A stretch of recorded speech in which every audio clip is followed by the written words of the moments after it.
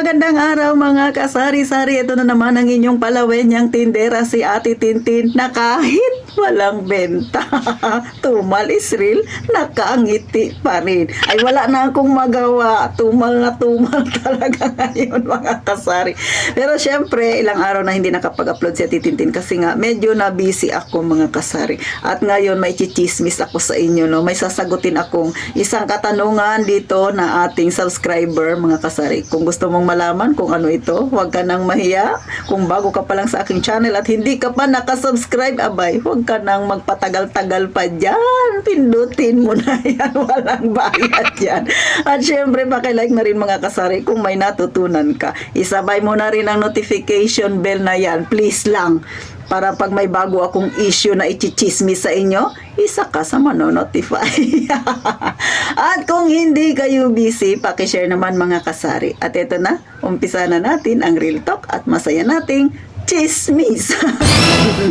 Siyempre mga kasari, makikiusap din ako sa inyo. Kung kayo ay may extra, open na po ang bahay ni Ate Tintin mga kasari para kayo ay mag-member. Yes! At syempre ito yung aking sasagutin na katanungan. Ayan, nandyan sa taas. Sabi ni Ma'am Jebel, bukod daw sa binayaran niya sa barangay, sa kanyang sari-sari store yata yun, iba pa yung binayaran niya doon sa kanyang pagtitinda ng ISO. Ang tinatanong niya, parehas ba daw kami? Dito ba daw sa amin ay meron, mga kasari? So, ito FYI lang, si Ma'am Jebel ay taga rito rin sa Palawan, kaya lang sila ay nasa Nara. So from dito sa amin papunta ng Nara, kung hindi ako nagkakamali, nasa mahigit 1 oras yata ang biyahe, kung hindi ako nagkakamali ha mga kasari. So taga South si Ma'am.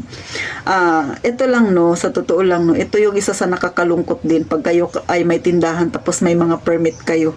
Minsan kasi yung mga bagay na hindi mo akalain, bigla mayroon kang dagdag bayarin. Real talk ito mga kasari, no? Hindi tayo mag plastic dito. Real talk yan. Kunwari, yung iniisip mong bayarin nasa 20,000 lang, magre-renew ka ng permit mo. Tapos pagdating mo doon sa opisina na pagre-renewhan mo, biglang nag-abot ng 25K. So, syempre, kamot ka ngayon sa ulo mo kasi kulang yung inihandang pera. So, hindi yan maiiwasan. Nangyayari talaga yan. So, ito nga, yung tinatanong ni Ma'am Jebel, no? Hindi ko sure ma'am kung parehas tayo, pero eto naman ay na-experience ko nung nakaraan lang, nung January lang, nung nag-renew ako ng permit. Bakit? Kasi nung pagdating ko sa barangay hall, hindi ko pa alam na hindi na pala sila dapat ang mag-issue ng certificate or magbabayad, hindi na kami sa kanila magbabayad, doon na sa city hall. Kaya lang si barangay nung time na hindi pa rin nila, wala pa silang knowledge na gano'n na nga. Parang may setup na sila pero hindi pa siguro nila na-finalize kung sino ba talaga kung kanino ba kami magbabayad ng barangay certificate, kung sino na mag-i-issue, kung si barangay pa rin ba or si city hall. Kaya nung pumunta kami kay barangay, so syempre sangkatutak na question and answer portion kami doon mga kasari. So ito dito lang yan sa amin hindi ko sinasabi na ganyan din sa inyo, pero dito sa amin ganon, question and answer portion mga kasari, para kaming sasali sa Miss Universe. So ang tanong sa akin, bago ka i-issuehan ng permit, bago ka kung makakakuha ng clearance nila, no, tinatanong sa akin, ano ba yung binibenta mo? Sabi ko, sari-sari store. Normal, yung mga nakikita nyo, yan talaga yung binibenta ng sari-sari store. Tinanong ako, nagluluto ka ba ng ulam? Nagluluto ka ba ng ng mga pangmerienda na yan, mga kakanin na yan? Sabi ko, ay ma'am, hindi ako nagluluto. Nagluluto ako pangkain ko, pero yung pangtinda ay hindi po. So, ganon. So, sabi niya, marami pa silang tinatanong ukol sa paggamit ng tubig. Tapos, ang lahat ng sagot ko ay no.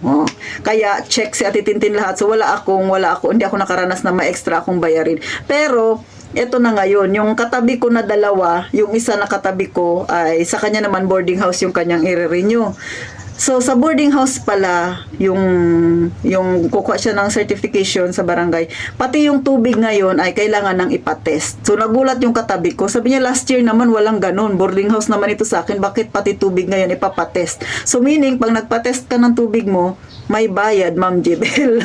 So, dagdag sa bayarin. Ito yung sinasabi ko na hindi mo akalain biglang may problema. O, diba, yung perang hinanda mo, abay mababawasan pa kasi nga may mga extra charges na babayaran ka, mga kasari. So, yun yung nangyari.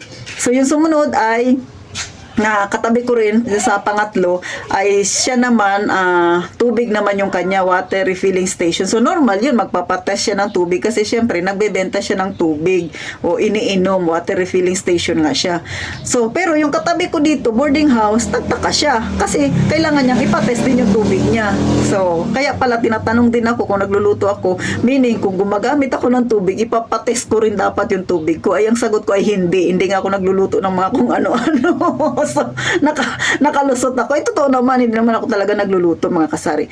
So, yun siguro yun, Ma'am Jebel, no? Kayo ba, mga kasari? Ganyan din ba sa, ninyo, sa lugar ninyo? Dito kasi sa amin sa Puerto Princesa, yun yung pagkakaintindi ko, ha? Yun yung pagkakaintindi ko. Then, eto na nga, pumunta na kami ng City Hall. Pagdating doon, sinabihan kami ni City Hall na sa kanila na daw magbabayad. So, nagdoble ng bayad si Ate Tintin.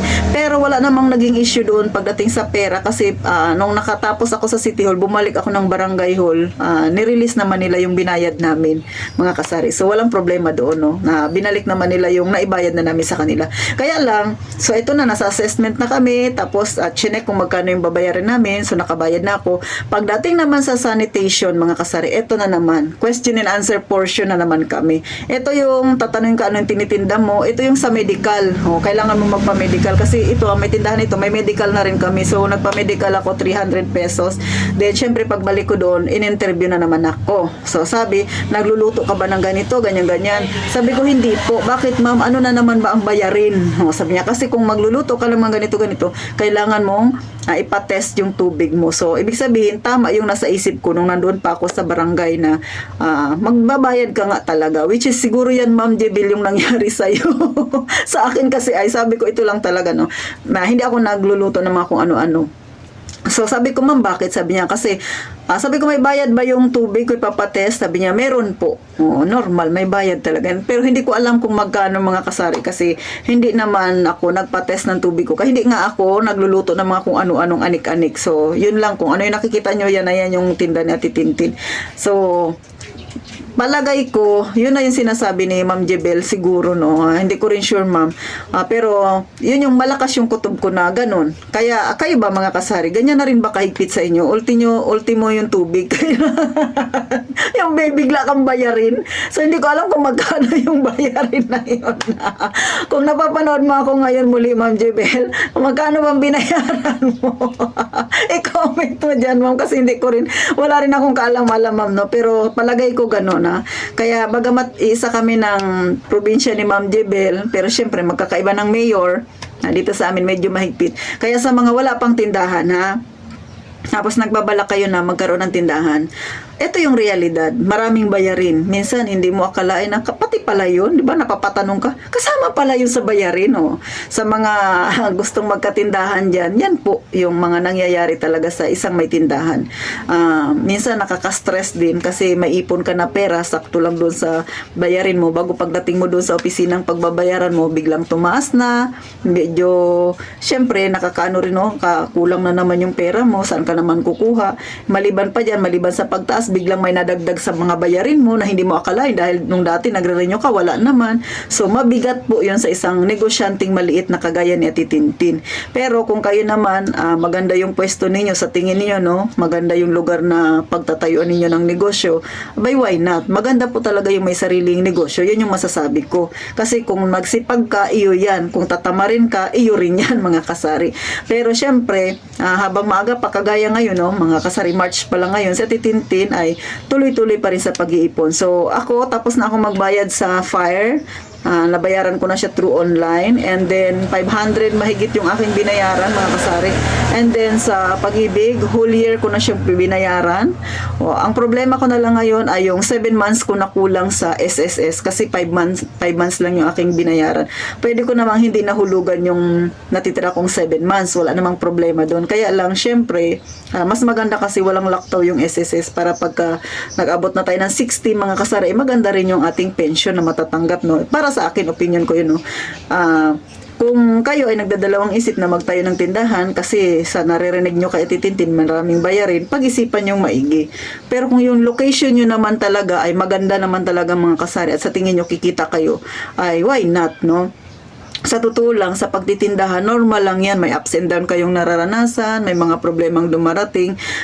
Normal yan sa nagninegosyo, mga kasari. Pero ang mahalaga, lumalaban ka ng patas. At saka higit sa lahat, gusto mo yung ginagawa mo. Kasi pag gusto mo yung ginagawa mo, kahit gaano pang problema yan, malalampasan mo. Kasi katulad sa akin, kahit maliit lang ang aking tindahan, masasabi ko ay kahit papano nakakapag-ipon ako ng paunti-unti. Hindi man ganun kalaki yung naipon ko. Pero kung ikukumpara ko nung ako'y nagtatrabaho, mas masaya ako dito, mas may ipon si Ate Tintin. So hanggang dito na lang. Sana kahit papano nakatulong ako kay Ma'am Jebel. Sa inyo ba mga kasari, kayo na nanonood sa akin, gaano na kahigpit ang inyong lugar dyan pagdating sa permit? Gaano na rin ang mga bayarin ninyo? Abay, huwag ka nang mahiya, i-comment mo dyan sa baba. At kung mayroon pa kayong katanungan, huwag nang mahiya din mga kasari, no? Mag-comment kayo dyan at pag-usapan natin yan.